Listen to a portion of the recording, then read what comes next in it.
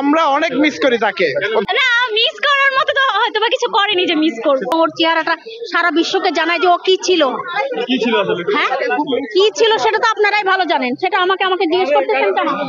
আমাকে হ্যাঁ, তারা কি মিস করুন আজকে এসে? না কেন, ওকে মিস করবো কেন?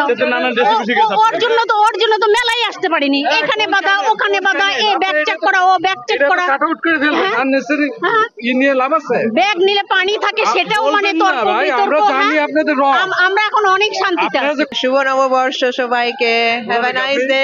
ইতালি। বাংলা ভাষা কিভাবে শিখলেন? Little bit I can understand. Thank you. বাংলাদেশের ইতিহাসে আপার তো অনেক কন্ট্রিবিউশন আছে।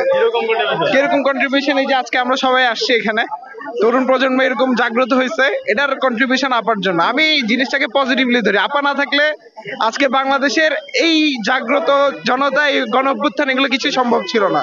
তাকে আপাকে আমি এই শুভ নববর্ষের অনেক অনেক ধন্যবাদ এবং শুভ নববর্ষ আপাকে। আমরা অনেক মিস করি তাকে। প্রত্যেকটা ক্ষণে পরীক্ষণে যে এরকম মানুষকে বেইজ্জতি হইতে দেখলে তাকে আমরা মিস করি সবসময়। আপারে অনেক মিস করতেছি, যার কারণে দাঁড়াইছি। হালকা পাতলা একটু স্মৃতিচারণ করার চেষ্টা করতেছি। উনি আমাদের মানে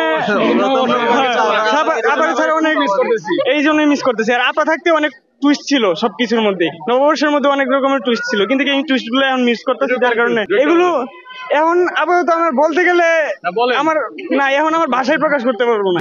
আর কখনো আমি দেখি নাই এই আপার মতো এত বেইজ্জতি আর কেউ হইতে দেখি নাই। একটা সাধারণ মানে নিচে লেভেলের এই যে কি বলে নেশা টেশা করে, ওরাও এরকম বেইজ্জতি হয় না কখনো, বুঝছেন? এমন লেভেলে বেইজ্জতি হয়েছে। প্রত্যেকবারের তুলনায় এবার একটু হচ্ছে আলাদা লাগছে। মনে হচ্ছে সিকিউরিটি গার্ড বেশি, সবকিছু মিলে মানে হ্যাঁ নিরাপদ। আমি এটা না কোনো কমেন্ট করতে চাই না। তাকে মিস করেন? না, মিস করার মতো তো হয়তো বা কিছু করেনি যে মিস করব। রেসিপি শিখেছেন নতুন, কোনটা রেসিপি?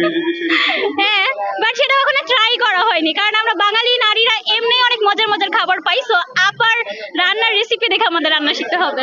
এটা 17 বছরের স্বৈরাচার মানুষকে অতিষ্ঠ করে গণহত্যা করে এখন সে ইন্ডিয়া পলাতক অবস্থায় আছে।